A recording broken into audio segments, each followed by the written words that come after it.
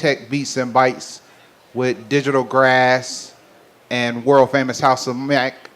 This is our platform to reach out to the community, to talk about community issue, world issues, and things that are just pissing me off. That's normally what we get into. I'm just playing, but every once in a while. So my name is Michael Hall. I'm the CEO and founder of Digital Grass, and I'm here with my guest, but I really want to talk about the host, my famous hostess, LaToya Stirrup, the president of Digital Grass. Let's give her a round of applause.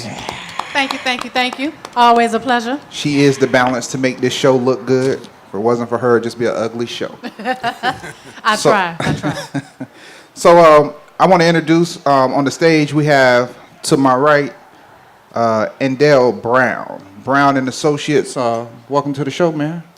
Thank you very much, my brother. Glad to be here. Appreciate it. Boy, that sound all professional. I'm gonna have to act right. Maybe we should remove the liquor. And Mr. Eric Knowles, president of the Miami-Dade Chamber of Commerce. Welcome to the show, sir. Thank you, my brother. So, fellas, we had a couple of hot topics that you guys were definitely not aware of before you came here that we just wanted to jump into. And Eric, as a traveling man, in the sense of a traveling man, nothing to do with the fraternity of Alpha Phi Alpha fraternity, but you go to Cuba a lot, and we just wanted to know how you feel about Trump rolling back the policies of Cuba and trying to shut that down. Well, from what I heard, he actually didn't shut anything down. He always thinks he does, but he never executes. From my understanding, the extent of it is, a big part of it is doing business with the military. Mm-hmm. And the one thing about Cuba, pretty much everything is done through the military since the military runs the country. Right. So if you're a business and you're trying to do business in Cuba, you have to do it through the military, from my understanding. Right.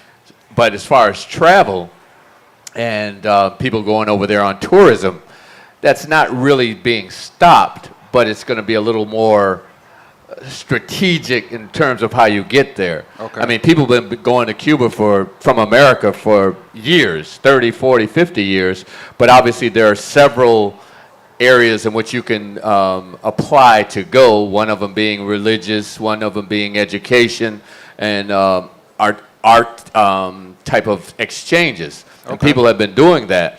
So that, even with Obama's piece, you still had to apply, but it was relaxed. So now it's just going to make it a little more, you just have to be smart and savvy on how you do it. And we are smart and savvy people, so we should be able to work our way around it. Yeah, it's easy. Just call me if you need some help. Y'all heard him. He said call him directly if you need help getting there. It's easy. Go ahead, Toya. No, I was going to say, what about his request for fugitives? We know that Cuba played a major part in the civil rights movement and the Black Panthers, and we have some people who are over there. What do we feel about his request to have those fugitives sort of released? I'm going to let the attorney address that one. There we go. Let's go, Mr. Brown. I mean, if there's anything we know about Donald Trump is that he knows how to play to his crowd. Right. And one of the major issues for the law enforcement community over the past, couple decades is the return of Assata Shakur, who is given political asylum in Cuba. So I think this is an unrealistic request because he knows it's not going to be honored, but it plays well to his base. It earns him brownie points, so he's going to say it. That's what Trump is all about. He's all about saying what you want to hear, whether it happens or not. Yeah. So basically, even if he doesn't execute, it still sounds good. A lot of the people that voted for and supported Donald Trump, whether or not he gets these things done, they're just happy that there's a candidate that's saying what they want to hear, that's expressing things that they feel. He knows that, and he takes full advantage of it. All right. Yeah, hence the alternative facts and all that good stuff. They'll believe whatever He says. goes in the direction they want to believe. Yeah. So that's our national news for today. We want to get into some of our local politics. We have to put that part out there for those that are watching us. So, Mr. Brown, Mr. Knowles, you guys are both very influential in some of the small businesses and startups that are down here in South Florida. In case you guys don't know, if you're eating the food from House of Mac, this is his attorney. So the lobster and mac is on him tonight. Just come and tell him you want some free lobster and mac. He'll take care of it. He'll work it out with Teach. I know, just place about 3 orders and just bring them up here. Sponsored by the Miami-Dade Chamber of Commerce. And it goes down the line. That was just 3 orders, right? Just 3. We don't want to do 3 orders. Yeah, I think we can handle that. We can handle that, right? What do you guys see as some of the, I guess, desired success that you're seeking for our businesses here in South Florida? I mean, it's simple. When you look around, I mean, we look to our left, we look to our right, you see nothing but development going on. You see nothing about opportunities.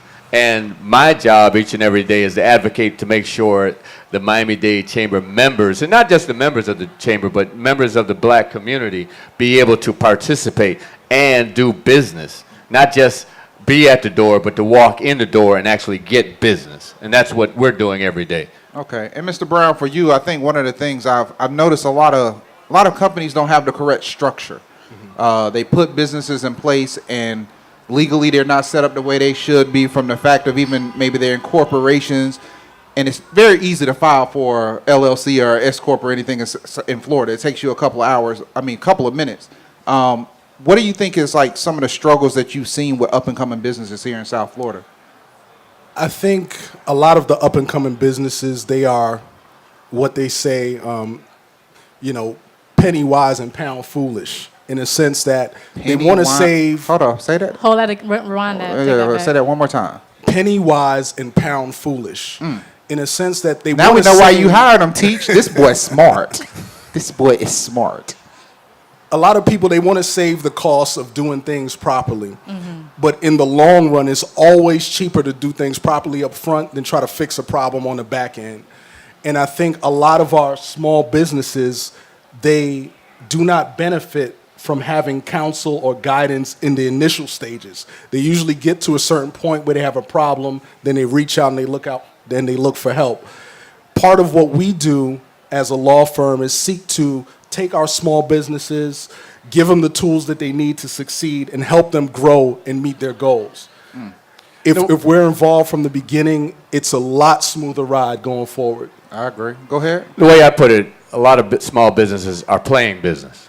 You know, you may know how to cook, but do you know how to keep your books? Do you know how to even train your staff? Because a lot of times we go to a business and you walk into the business and they don't even greet you. And that could be a turn off. You may not even go back because the staff doesn't even recognize the fact that you're there. Immersive learning. How many times have you guys went to a restaurant where the food was okay, but the service was great, and you came back for another chance? Raise your hand. Okay. How many of you have went somewhere where the food was amazing, but the service was horrible, and you had the same intrigue to go back? Raise your hand. Yeah, see, that's what our people miss. Yeah. Right. I don't care how good Joe in the back can cook with that one tooth and them flip-flops on. If I'm not treated the way I should when I come into the door, it's just a harder thing to accept. Well, you're not going to tell anybody, hey, you need to go over there. Right. It's about the overall experience. And I agree with that. Yeah, and really quick, I like what you were saying about tools, Andel. Do you have tools that you provide do you have like a package that you have available for small businesses? Because a lot of times those attorney fees are something that small businesses are like, wait a minute, let me do this myself. Let me go on LegalZoom, do the cheap route. But like you said, it costs more on the second half of it instead of doing it up front. In other words, she want to know, how do they get that House of Mac package on the low? Or at least a starter package, a la carte. A startup business doesn't have as many needs as you think. There are a few basic needs that you have to take care of, and it's not ridiculously expensive. And once again, I think it definitely saves money in the long run. One of the things you need to do is choose your entity. For your type of business, is it best to be an LLC? Is it best to be an S Corp? Most people are going to choose the LLC because it gives you a lot of the benefits of an S Corp. And I'm not an accountant. You might want to talk to one. I think I met one back there. But it's going to give you a lot of the tax benefits of an S Corp. However, it's going to give you the flexibility of an LLC. For one, you don't have to keep minutes. You don't have to have board meetings and other things like that. So that's one of the things a lot of people choose. Another thing you want to think about is, who are you going to do it with? If you're going to have partners, you need to have an operating agreement. You need to have a code that says, this is how we do things. If someone wants to sell part of the partnership, these are the steps that they have to take. Because you don't want to wake up one day and realize somebody has sold your business from up under you. Right. So Mr. Knowles, Self-Born wanted me to ask you this question. Talk to him. And we have these bad little stigmas of when we try to do something that's pro-black, they automatically think we might be anti-white. And Miami-Dade Chamber of Commerce is known as the black commerce of Miami. Can you kind of give us some knowledge on why it's more so inspiring and intriguing and pushing blacks forward versus trying to segregate themselves? Like, can you kind of share the knowledge of why this organization exists and what its actual purpose is? Well, the reason there is a Miami-Dade Chamber of Commerce that was formed in 1974, there are many chambers, and the most major cities we have what's called the Greater Miami Chamber of Commerce. And it's been around for 100+ years. Okay. And we hear about the good old boy system. And we were not allowed back for the younger ones that may not get this, and for the people watching from afar, 100 years ago, me and LaToya are running Digital Grass. What is the chances of us becoming a part of that Greater Miami Chamber of Commerce 100 years ago? It wouldn't have happened. Okay, just want to make that so clear. Not even 100 years ago, but 42, 43, 44, 50 years ago, it wasn't happening. Okay. So therefore, there were a group of businessmen and women who came together, and they formed the Miami-Dade Chamber of Commerce, the Black Chamber of Commerce, to begin to advocate for opportunities. Even today, in 2017, we're still fighting for opportunities, where the school board is providing less than 1.5% of opportunities to black businesses. So I'm advocating along with the NAACP and Urban League, not just advocating, but fighting for those opportunities. And where in Dade County itself, Miami-Dade County, the black business community is receiving less than 1% of the procurement dollars, and we're talking about billions of dollars. Wow. When you look at the school board just put out a few years ago a $1.5 billion bond. And there's still 1.2, there's still about $800 million left in that bond. But we still have received less than 1% of that bond. And we talk about our community, we pay taxes. So if we make up 15% of the community, you would think that maybe we should receive 15% of those opportunities. Correct. But the reality is, and when I talk about the 15%, the one thing that I say as a community, we still need to wake up. As a community, we are a very wide diaspora of black. We're Bahamian, we're Haitian, we're Jamaican, we're Trinidadian. We're many different colors of black. And so I started running the chamber 3 years ago. I spoke to a young lady who had a construction firm who was from Trinidad. And we just got into the conversation. So when you fill out that form at the school board or at the county, what do you put? Do you put black? No. But she's black. Oh. So we're missing, when we say we're 15%, we're probably more like 20, 25%. Because we don't self-identify. Exactly. So, real quick, if you guys know, normally when we do a show like this, I like to give these interesting facts. So this is one of those opportunities. Interesting fact number one, so a lot of money we don't get is because we don't fill out census form, because we think that's a way for the government to actually stalk us and take things away from us. So by not filling out census forms, the government has no way to properly allocate the dollars that's given out by the government because we're actually hiding information. Interesting fact number two is because even though it's about 200 people that show up through here through the course of the day, there's about 1,000 more people that watch this on Facebook Live. And people always say, well, why was there a black chamber of commerce? I wanted everybody to hear what Mr. Knowles had to say. It's because that was almost a Betsy DeVos moment. We didn't create things because we wanted to, because we didn't want to be inclusive. We created things because we didn't have any other choice, and we had to do those out of a necessity. So I want everybody to understand, when you see something like that in the black community, make sure you do your research to understand it wasn't about being a separate and apart. It was about having to do what you needed to survive, because certain things, segregation, was not always the best for our community, because it was also a way to make us weaker. So I just wanted to get that out there. Some interesting facts for today. Well, Mike, when we talk about segregation and integration. Yeah.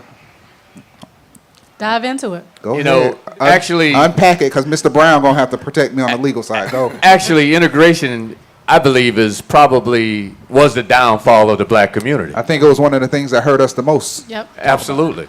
I agree. So maybe I misheard you Now you heard me. I just have to say things a certain way because we have sponsors, and I'm a very legitimate man. So, hey guys, I want to do something. Since he talked about, Go ahead. Since you mentioned integration, segregation, let's talk about and explain to them Black Wall Street, because I'm sure there are people here that don't. How'd you know? That was on my list. Or we could go even back to 1800s and the influx of politicians. Reconstruction. Senate and Reconstruction, exactly. Yeah. So either one, or maybe both. come on, Maybe Mr. one of Brown, y'all jump take in here each. with us, man. Tell I us, mean, Black Wall you know, Street, talk to us. This is Juneteenth, so I guess it's absolutely We appropriate. was going to go there. There you go. When we Hold talk on, real quick. Does anybody in here not know what Juneteenth represents? Be honest. But still, go ahead and give it to him for those who are not Somebody's who are lying. watching from afar. From those from afar, go ahead and unpack that for us, Mr. Brown. Okay. When we look at the Black Wall Street movement and, you know, Well, what hold on. happened. First, you got to tell them about Juneteenth for those that don't know. Okay. We like to educate people on our show. Juneteenth is a holiday, and well, not necessarily a national holiday, but it is a holiday for us, and it's a celebration of our freedom, and that's really what it's about, our freedom to participate fully in what is called the American dream. And for many people, it has remained a dream because it is not their reality, and I think that all of us sit here and stand here together as part of making that dream a reality. Correct. And back to the Black Wall Street point and segregation and its effect. At that time, you had a community that had several banks. They had their own bus system. They had their own doctors, their own lawyers. They had their own airplanes. And when someone came up with a reason which wasn't based on much of anything, they pretty much burned that community to the ground. They firebombed it. Rosewood would be a good example of that. Another great example. Tulsa, Oklahoma. Yes. But really what it boils down to is understanding the power that we already have. Many times we're looking for somebody to help us out, to give us a hand up, and we're not using the power that is already within us. I think that everything we need, we already have. And those communities were examples of that. Many times we think that because someone is from a different culture, that somehow they have more intelligence, more skill, more influence than we have. You know what? I want to jump onto that part that you just said. One of the biggest focus of digital grass is for an inclusive ecosystem. And, you know, I would say this event is actually one of the more diverse events I've been to. And I'm talking about from age to race and everything else. What do you think are some of the steps that we need to take in South Florida to make our community more inclusive? Because we've used the term, South Florida is a melting pot that from afar, you smell everything together. But when you look inside, there's all these dividers and none of the ingredients are actually mixing together. So how do we make South Florida a more inclusive community? Participation is the key. In other words, get out when you ask for something. You got to get out. You got to get to the little meetings. You got to know how things happen in your community. Yeah. You got to make yourself present and accounted for when the decisions are being made, whether those decisions are how dollars are going to be spent or how your community is going to be policed. You have to be part of that. If your voice isn't heard, then your perspective goes unrepresented. So I think the first part of that is absolutely participation. And Mr. Knowles, But it's also getting in those other communities. that's what yes. It's going to Little Havana and discovering, because there are a lot of black Cubans, and discovering what that is all about. It's Right. going to Little Haiti if you're Jamaican. It's going to Little Haiti if you're from the Bahamas or from Georgia. It's we have to stop dividing. We have to come together. The thing about, I was just in Washington and I just came back, and Isaiah Thomas, NBA basketball player who played for Detroit, he just started a First Isaiah champagne. Thomas. No, I said the first Isaiah The Thomas, first not the Isaiah, new Zeke. one. Okay. Exactly. And he just started a champagne business, his third largest champagne business in the world. But the question that I asked him is, why is it that an Oprah, a Michael Jordan, a Jay-Z, and Isaiah can't come together and put their money together? What was And the response? His Yeah, response. what did he say? Yeah. His response to me is that I'm doing that. I'm doing it in my community. I'm building my business. I'm hiring people that look like us in our community. And he went through that, and then he came back. He said, that Oprah thing, that ain't gonna happen.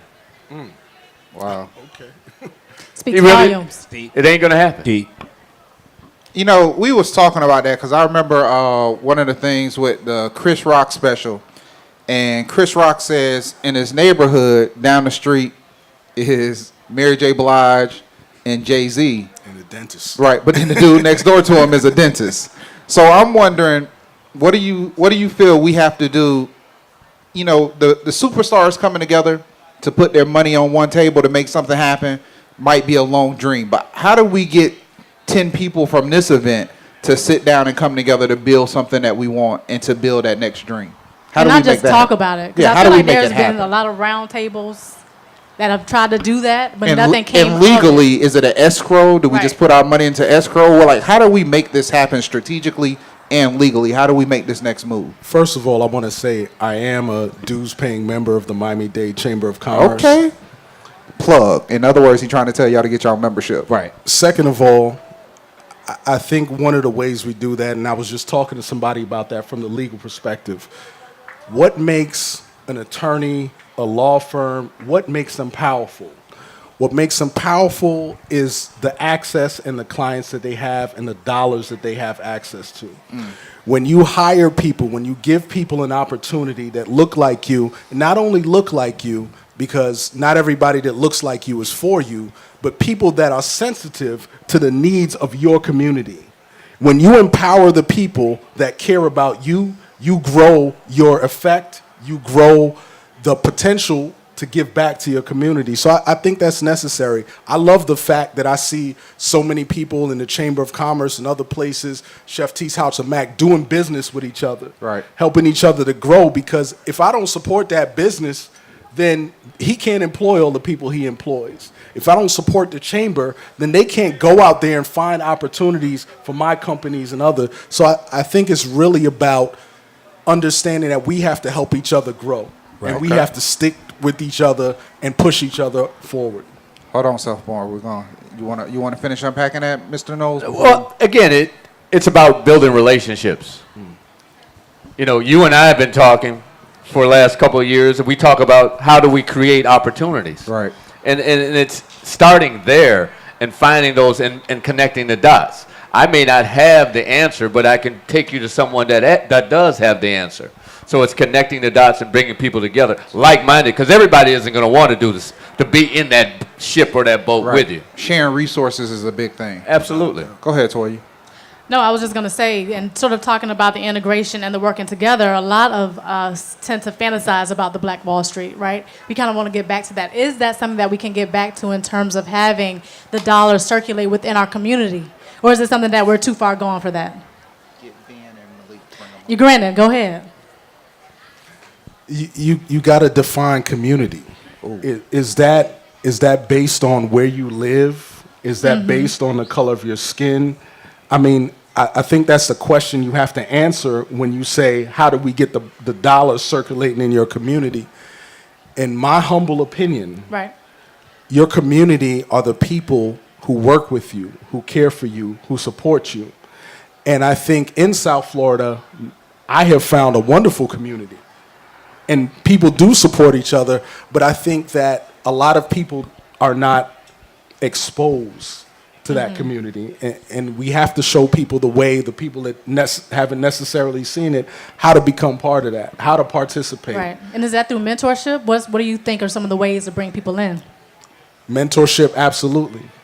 I think we have to start with the young generation because they are our future, and they are so creative. I mean, today you see these young people making videos, making memes, getting on the computers like breathing to them. Right. It's second nature. And the electronic revolution is what's going to take any type of business To the next into level. the next level. And we're There going was, to talk there was about a young man while I was in D.C. He was from Dallas. And it was the first time I heard it we were talking about millennials and baby boomers, and he said that we are the first generation that's the global generation. Wow. Well, because of the way they're connected. Global. Yeah. Right. Have you ever heard that before? I never thought about it that way. Exactly. That makes sense. And it hit me. He said, we are the first global generation. And when you think about that, that gives you another perspective on the way they think. So if we have any questions, I want you to make your way to stage left if you have any questions. But I always like to humanize anybody that we have on our stage. So we're going to change the questions up a little bit for you two today. Wait. I want Eric to explain something. Go ahead, Because go we ahead. skimmed over something real quick that's actually kind of controversial to a lot of people that are not black. Okay. There's two schools of thought, integration versus segregation. And real quick, we said how integration kind of can do a disservice and has done a bit of disservice. Right. That can immediately be tagged as, some try to scream reverse racism, those different things that get thrown at that kind of topic. So I would say explain the two different schools of thought, whether you want to call it Garveyism versus the idea of segregation to improve versus integration, the ideas of improvement.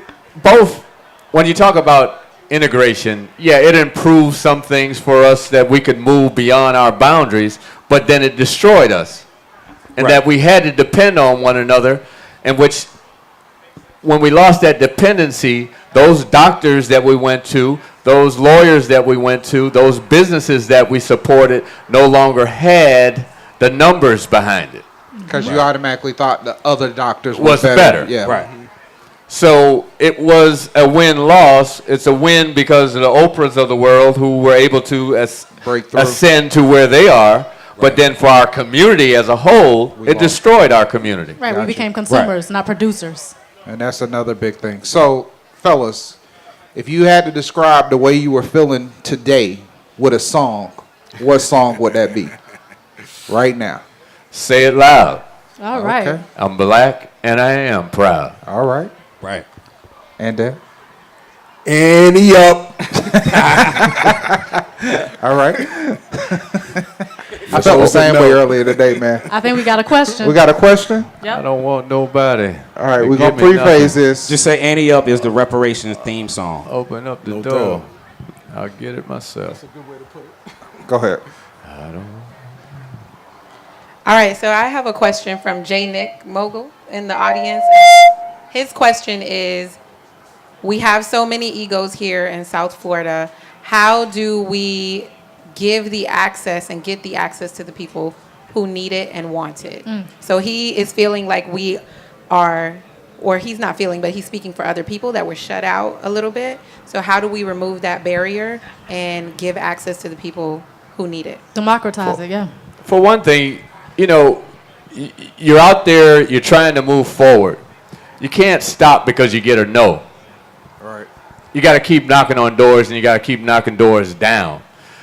Because you're going to be out here trying to get what it is that you want, and there are going to be folks who are going to tell you no on many different occasions. But you have to be stronger than that no. Okay. I'm also going to say, bottom line, an ego is only as good as a check. So some people just got to check their egos at the door because they're really not doing nothing. They're just normally talking.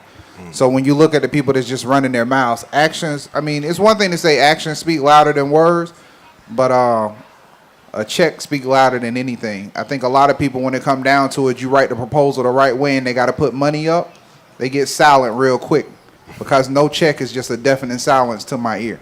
So it's one or two ways. You either going to be about it, and sometimes it's not always just a check with the aspect of money. Sometimes it's a check with the aspect of actions to actually give a service or to provide those resources to open up those avenues. And I think what it is, we are rich in resources, but we are selfish with access and exposure. Exactly. And those are the things we have to change. I was going to actually say about knowing your worth, which ties Got directly into that. Indeed. One more question. We have an anonymous question, Okay. which is, what do you feel is the biggest challenge for African Americans here in South Florida when it comes to business and entrepreneurship? Capital. Again, capital. As I said, I was in D.C. and Mr. Jealous, who formerly ran the NAACP, was getting ready to run for governor. He started his conversation with the fact that the biggest challenge for black business is access, capital. Access to capital, access to capital. If you don't have any money, how are you going to grow your business? Can't. All right. So we're going to close up with one final question. It's just a real simple question. What's your drink of choice? Just Bob answer. and Cool. Bob and Cool. Bob and Cool. All right. I'll take a nice, cool glass of water. Only because he on camera. Shaken, not stirred, please. Thank you. So if you can, please buy these fellas a drink. Get them some ice cold water. We're going to bring up our next two guests. Make your way to the bar real quick. Buy yourself a drink. Take care of the bar. The bar will take care of you.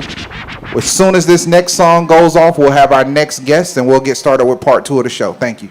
All right, let's get it going. Let's get it going. All right. So we're back for part 2 of Tech Beats and Bytes, the Juneteenth edition. And I'm mentioning that because it actually wasn't my idea to do the Juneteenth edition. This was actually the idea of Mr. Benjamin Evans told me. He was like, hey, what you doing on June 19th? I thought he was going to take me out to eat or something. I didn't know what day that was. I was like, nothing.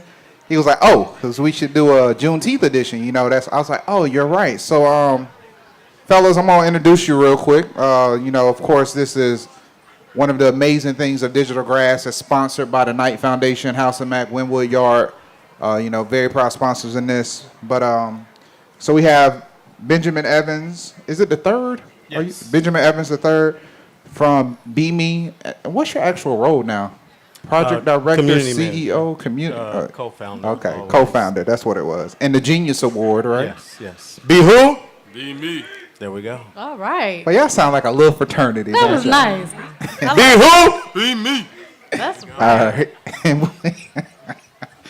And we got Malik Benjamin from Creative Mornings and Ashoka. Is that right? Yeah. I ain't say it right. Tell me how to say Said it. it right. Oh, okay.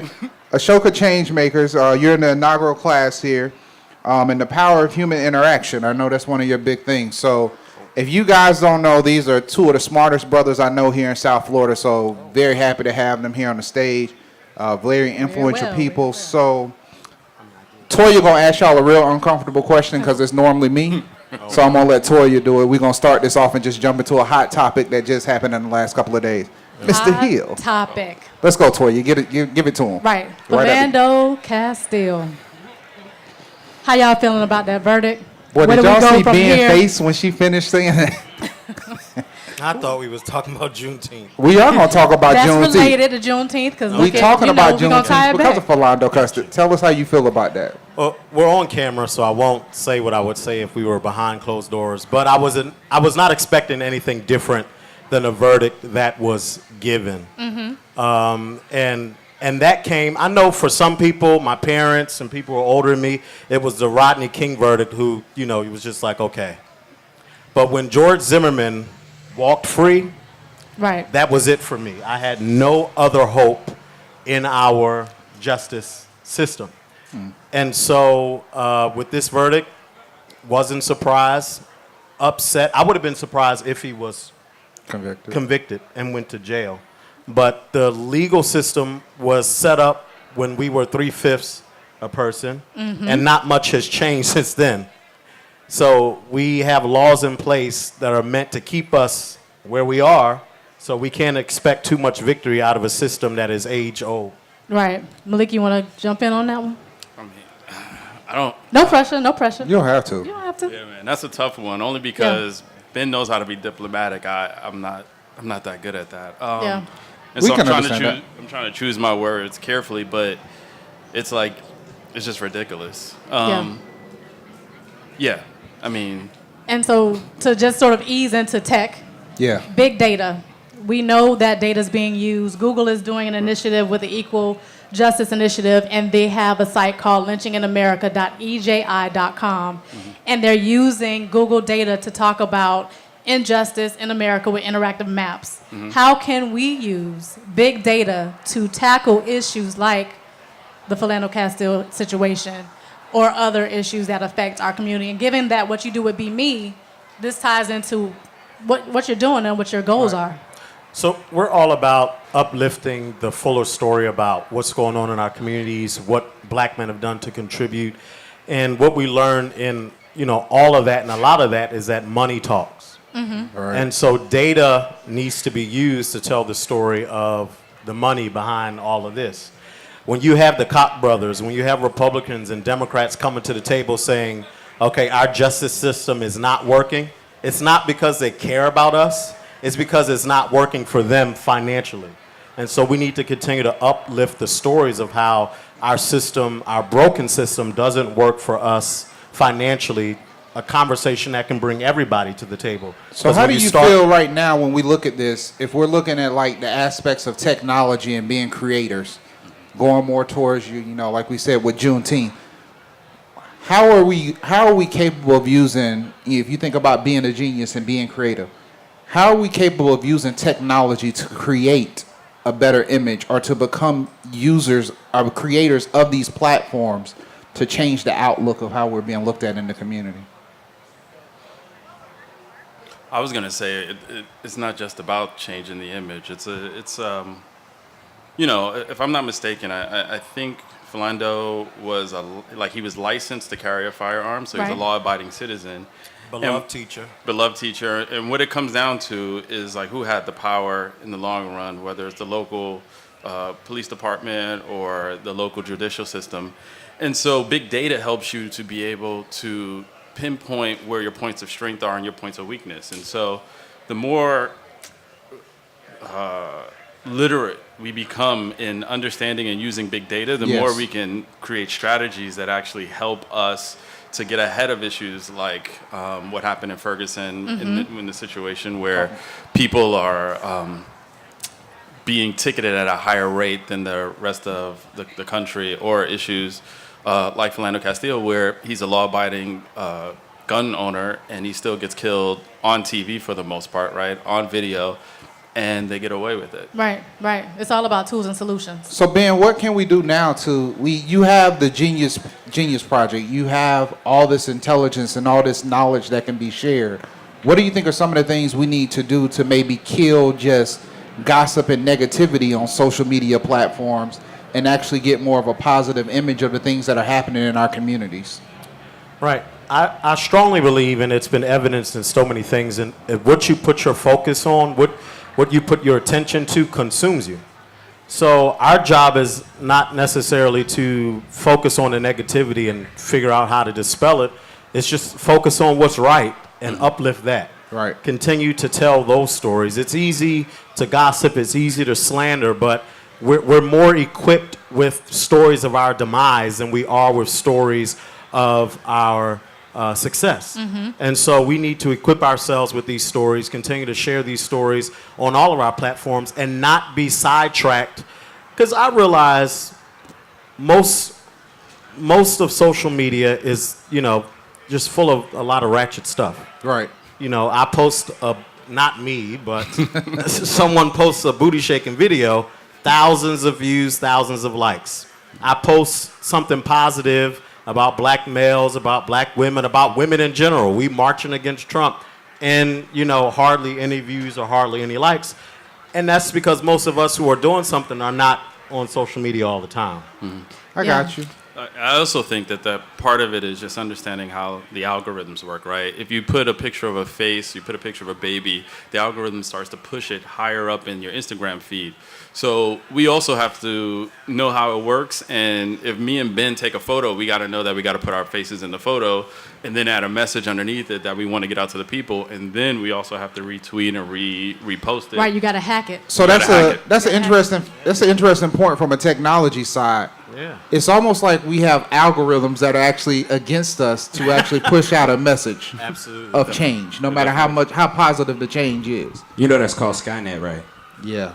I just want to say it's the So, beginning. and Malik, I know as a change maker, and you work with FIU, and FIU is one of the most diverse schools in the state of Florida, and very big in computer science as far as the degrees that are given out.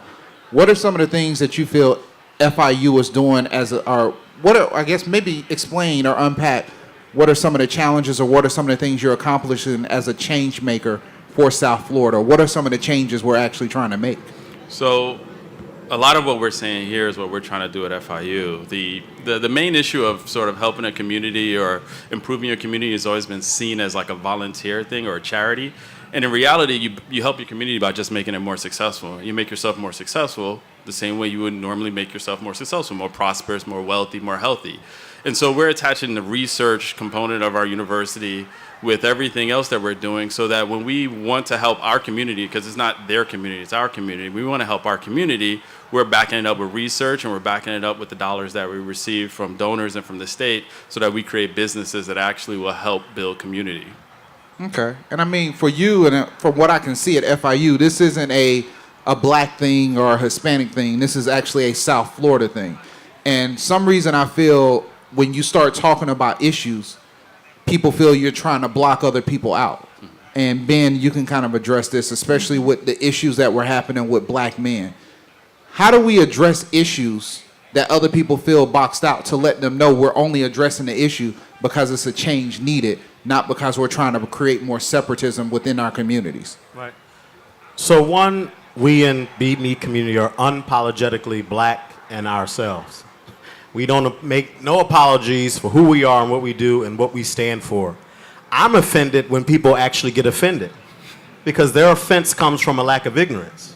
If you know how we've been disenfranchised legally, if you know how we've been disenfranchised in the business community, you would have more compassion and empathy versus offense and feel like a other. Everybody, the message, I got here by myself. Pull up your own bootstraps. No, you didn't. That land you got, that house you got, that money you got, that inheritance you got was not by yourself. Meanwhile, when we were set free, we were given nothing. We were still considered 3/5. We didn't have no money. We were stripped from lands. Same thing that happened to Native Americans. So we started 10 steps behind when you started 20 steps ahead on things we built. So when equity versus equality. Right. So when you help educate people and let them know it's not you versus me, it's us building a community that works for everybody. We start with black men as a catalyst in what we do because black folks, particularly black men, have been the most demonized in media and storytelling since we got here. And so if you start by removing black from the face of crime, black from the face of poverty, there are more white folks who are impoverished than black folks. Now, black folks are in poverty at a higher rate, but there's more other than us, but yet black people are seen as the face of poverty. And you would say maybe because we're at higher rates of poverty that's why you see us. But black people serve in the military more than any other racial group, but yet we're not seen as patriotic. Mm-hmm. Black people start businesses at 2 times the national average, yet we're not seen as being entrepreneurial. Black fathers take care of their children more than any other racial group in this entire country, yet we are not seen as fatherly. So it can't be that the higher rates causes us to be the face of something. It's the stories that have been told over and over and over again that make us the face of crime and danger, etc. So we have to remove that in order to start building the community. We can't build the community when we're still seen as the issues and the criminals of that community. And our guys, most of the work that they do, it impacts everybody, women, children, white, black, Hispanic, Asian. I mean, our work touches everybody, but we start with telling the fuller story of how black men contribute to building in our communities every day. So, yes, I appreciate that. So I brought that up because I just want to make sure. Can I ask you, sir? Ask him his name. Right? Yeah, drinking the Coca-Cola. Yeah. What's your name? Richard. Where are you from, Richard? Miami Beach. Do you understand addressing the issues that may sometimes make people uncomfortable, even though you're just trying to move the needle forward? It's a necessity. I appreciate that. I just want people to understand when you're doing a show like this and your whole goal is to remain unbiased. Unfortunately, sometimes you have to start addressing the issues that are culturally biased. And unfortunately, right now, a lot of things are still not going the way we want them to go. And when you start looking into your community, you have to start unpacking issues that's actually affecting the community. And the reason why I bring this up, you said it was Richard, right? Richard, what is this neighborhood called to you? What's the name of this neighborhood? Wynwood? How many people know this community as Wynwood versus how many of you know it as Overtown? The thing is, there was a road that came down an interstate by the name of 95 that just killed and destroyed a whole community that has so much rich history and knowledge. and was actually known as the Harlem of the South. And that neighborhood has never got its recognition back.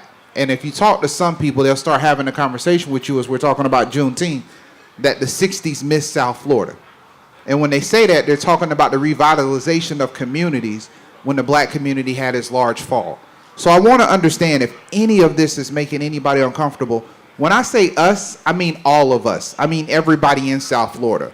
When I say we, I mean everyone that's went through this. But when we address particular issues, it's because I have to address uncomfortable issues to have a knowledgeable show to move us and transport us forward. So I just wanted to make that clear because I didn't want you, gentlemen, to be uncomfortable. Because I know what you're doing at FIU. Ben, I do understand you are unapologetically black, but I know that you work with feminists. I know that you work with the LGBT community. I know that you sacrifice yourself a lot on other platforms to do things to move us forward. So I want to make sure that I give you guys opportunity. What is this next change?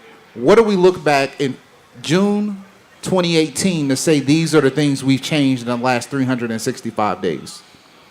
What are our goals right now?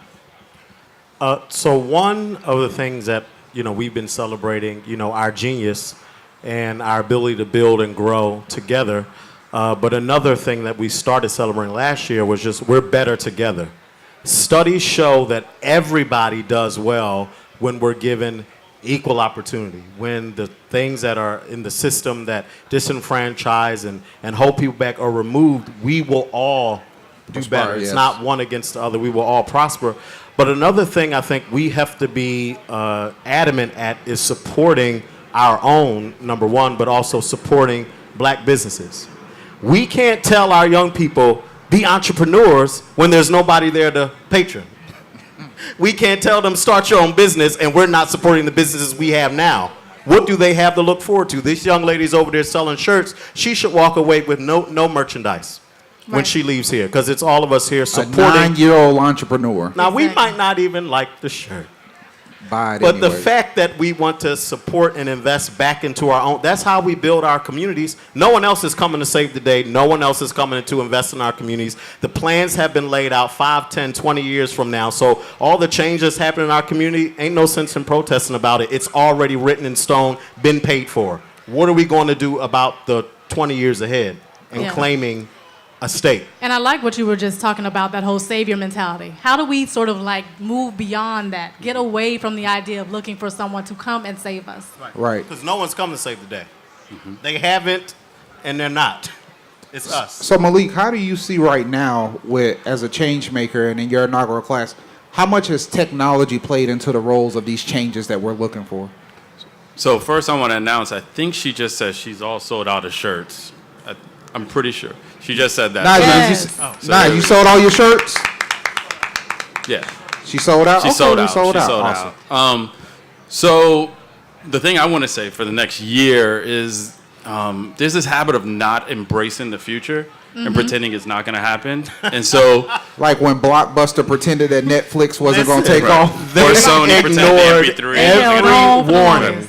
They literally put, I forget her name, the black entrepreneur here, out of their offices. She went and said, I can digitize all of your product. They laughed her out the door. Does anybody know her name? I don't know. She's remember based here. Oh, wow. But she went in their office and said, I'll digitize everything you have. They laughed her out of the office. Now she digitized, I think she started with Star Wars or something, but she laughed right back. Hindsight is Adam. 2020, ain't Yeah. it? So Go ahead, Malik. sea level rise is coming. That's on the sort of threat side, but that offers an opportunity for problems to solve. Richard, this relates to you. Sea level rises. That Miami Beach property might be 2 feet under in a couple of years.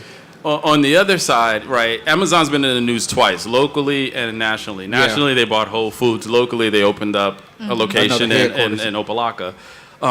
When we talk to our children, whether we understand automation, autonomous vehicles, robotic cars or not, we should be pushing our students and our children to really get into that. Right. Because if you are not a producer or a creator, you're a consumer. And as soon as you're a consumer, you're at the bottom.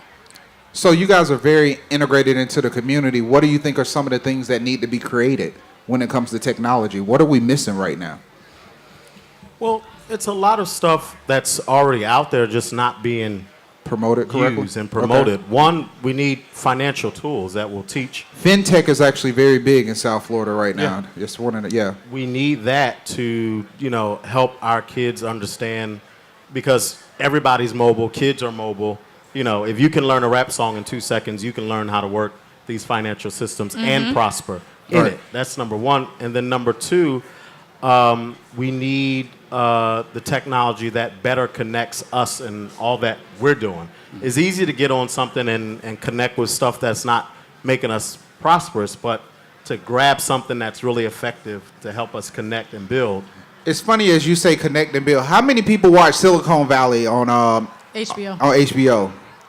I promise you, as I continue to watch that, I'm like, that might be the next internet. I'm just waiting for, because a lot of stuff they've had on their show the last couple of seasons has actually transpired and actually happened. And I'm Yeah. like, I don't know who Hooli is supposed to be, or is Hooli supposed to be like their imaginary Google? But I do see the next internet being us exchanging data from device to device. So you're not worried as much as Wi-Fi as you are as actually the phones connecting from phone to phone.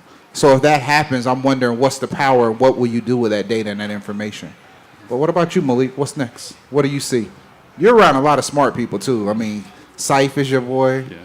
I mean, you know. And you host Ken- Creative Mornings. Creative you bring Mornings, yeah, People yeah. every week. I mean, this automation thing, I'm kind of beating the dead horse, but it feels weird to think of cars riding around by themselves. But what we do a lot of is we read old newspapers. Or old documents. We realized that when the train first came to Chicago, everyone freaked out because before the train, nothing moved that fast, right? So you didn't look left or right when you crossed the street. Things were just weird, right? And so like crossing guards and crossing signs and horns were like a new thing because as a human, the fastest thing was pretty much a car. This is the same thing, right? We don't think of a train as like, ooh, this amazing technology. Automated vehicles are going to come, and they're going to pick up your kid, and then they're going to pick up the groceries, and they're going to pick up your medicine, and they're just going to be moving constantly. And if you're on the side where you're only using it as a service versus creating something with it, Producing. Yeah. that's what we need to get ahead of. So with the crowd, show of hands, who uses Lyft versus Uber? I want to see the Lyft users. Who's using Lyft? All right, who's using Uber? So when you saw the transition when Uber became from Uber Blacks to Uber X and Uber XL, how long did you guys think it was going to take before Uber started delivering food? You didn't think it would take long? So you saw it coming down the pipeline. Natural transition, right? So how many people are using like HelloFresh and Blue Apron and everything like that? So do you guys have any kind of feeling that the strategic move Amazon made is going to put retailers out of business and all they're going to do is straight deliver your groceries and nobody's going to be shopping? Do you see that happening? With drones. Exactly. And there are big brands who are in Walgreens who are actually now changing their marketing approach to be direct to consumer. Right. People who were looking for people coming to Target, coming to Walgreens, coming to Walmart to buy their products, they're now like, wait a minute, we need to change the way that we're getting to our consumers. So it's going to happen. It's going to happen. It's going to So happen. while we're down here arguing about these little niblets, when my CEO told me he came back from a conference and he was like, you think, white people are sitting up thinking about you and talking about you and how to take you down? Actually not. This whole conference was about the future of money and how it's going to be all electronic, and Bitcoin is trying to figure out how to, take over that market, and they're not talking about Exactly. you. I mean, But yet the we're thing that- outside of doors Right. Instead that of being will in the be left conversation. out of the next 50 to 100 years because millennials are the largest generation. We're taking over. But if we're left behind this takeover, we'll be back. We're still trying to catch up from centuries ago. But I think what you said ties into something that Mr. Knowles said earlier. If you have a generation that sees themselves as a global generation, we can't focus on color as much as we need to focus on knowledge and actually building. Absolutely. So it's not a race thing anymore. It's a knowledge thing. Yeah. So we just have to create the knowledge. And I mean, to me, you can remove race. Sometimes I just look at South Florida as a whole as how far behind we are on certain things versus when you go to other cities. Right. I mean, let alone, I don't care what you might say with the black community, the white community, Hispanic community, or Latinx community. I'm just saying when you go to somewhere like a Nashville, Tennessee, or Raleigh, Durham, just the things that they're creating and they're developing and how integrated the city is. You know, they have large corporations that are putting money into these startups and into these ideas. And to this day, I don't know who the corporations are in South Florida that are supporting the ideation that's happening in South Florida. And I mean, Malik, I know you guys have to recruit and you do some of that with FIU, but who are the corporations that's going to push our region to that next level?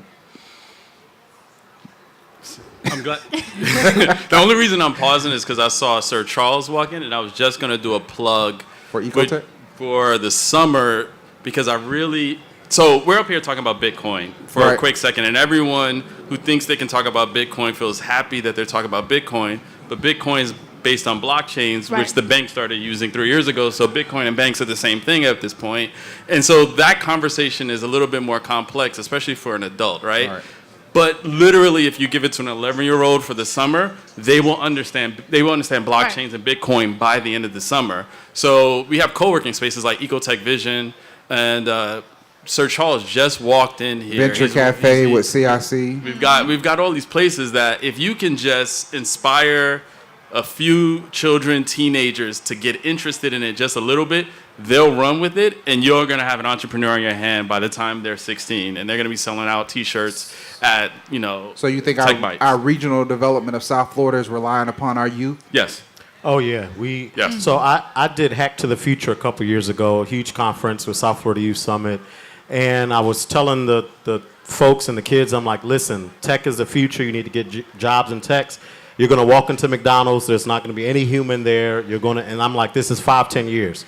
I went to Spain a little bit after. They already got them. Went to the McDonald's, and there's no one in there. There's a machine and one person there to bag the stuff and give you your bag. Didn't you make a post about that on Facebook? Yeah, and I took a picture. I could not believe it. I'm thinking 5-10 years. You go into Chase Bank, there's hardly a teller. Yeah. You got to go to the. So the future is here, and if you are not getting your kids prepared, the education system is not going to do it. You got to do it on your own. The system. No, I was going to say, and there's a logic behind it. This isn't like 100% emotion, right? Kids have no overhead, right? They don't have to pay for anything. So if they become the brains behind an organization, you pretty much everything they do is profit at that point, which means they could be more risky. They can take more risks. They also are much better at social skills than a lot of adults. Adults end up in this kind of narrow identity where kids tend to be more fluid. So that's why we oftentimes sponsor a lot of child entrepreneurs, just because Nigel the ROI is a lot higher. I've never heard a 9-year-old pitch. First of all, I haven't heard some 20-year-olds pitch as good as a 9-year-old. Some adults. She did her pitch. I said, do it in a minute. She was finished in 48 seconds. Like, she was on point. So our youth is the future. So do we have any questions before we ask the last humanizing questions of these intelligent minds? And just, we know Ben drink water, so we're going to ask him another question. Any questions? Be who? Be me. We have one question. While we're waiting on that question, since Ben, we know you drinking water, we're going to change the questions up. You can still ask me that question. No, we're going to change it. Okay. Because I have a favorite drink of choice. If you had a movie that was going to represent you and what you've been through this year, what movie would we be watching? What was the movie where Will Smith was a broker? Pursuit of Happiness? Pursuit of... Yeah, right? So wrong. You're dismissed. From the crowd. You are absolutely dismissed. Malik, ma'am. We need a I can't do it. What was the movie? Pursuit of Happiness. Pursuit of Happiness. Yeah, we said it already. You were still focused on what was heard. By the heckler. Pursuit of Happiness. Malik, what's your movie? What movie's representing you? Training Day. Training Day. Okay. Except not the same ending. Right, but why? And who are Training you? Day. Who are you? Who is this person next to me? You gotta unpack that one. Everyone needs at least one. I'm yours, man. Okay, I'll take it. All right, so yin and yang. So you walk in, you're going into that corporate meeting, right? You got the $250 million deal on the table, but you have to come in with a theme song. What's your theme song to go secure the bag? $250 million on the table. What's the music in the background for the day? All the way up. Really? That's really. Super lyrical, big pun. Okay. Wow. Did you notice both Terror Squad? Yeah. All Terror Squad. Yeah, Yeah, all Terror Squad. Yeah. Let me sit on the mic, Bo. Shout out to Terror Squad. I'm coming in with you. Don't want no problems. Right. I'm doing Can't Tell Me Nothing. So, this is what we want you guys to do. Find these two gentlemen. Make sure you find Mr. Knowles. Make sure you find Mr. Brown. Buy them a drink. Get to know them. Spend some time together. Network. Richard, thank you for being a participant in the show today. Richard from Miami Beach. Make sure you go get yourself some food from House of Mac. Brazilian Fire always being supportive. Make sure you take care of the bar take care of you. But before we do anything, I want to give a round of applause to my amazing co-host, LaToya Sturb, that always hold us together. Thank you, thank you, thank you. And before we wrap up, though, let's have them drop a little bit where they're going to be, what they got coming up. Yeah, they got some stuff coming up, right? Yeah, y'all doing something. Y'all always busy. Go If I ahead. get all the Be Me geniuses to run up here a quick second. No, you can't do that. We got like 20 like seconds to close up. Wednesday, Just we gotta drop are at Miami-Dade. Wolfson, please come out to celebrate these guys. Okay. Malik, where you going to be at, man? What you got going on? I'm gonna be where he's at. We're gonna be in Miami-Dade College on Wednesday. All right.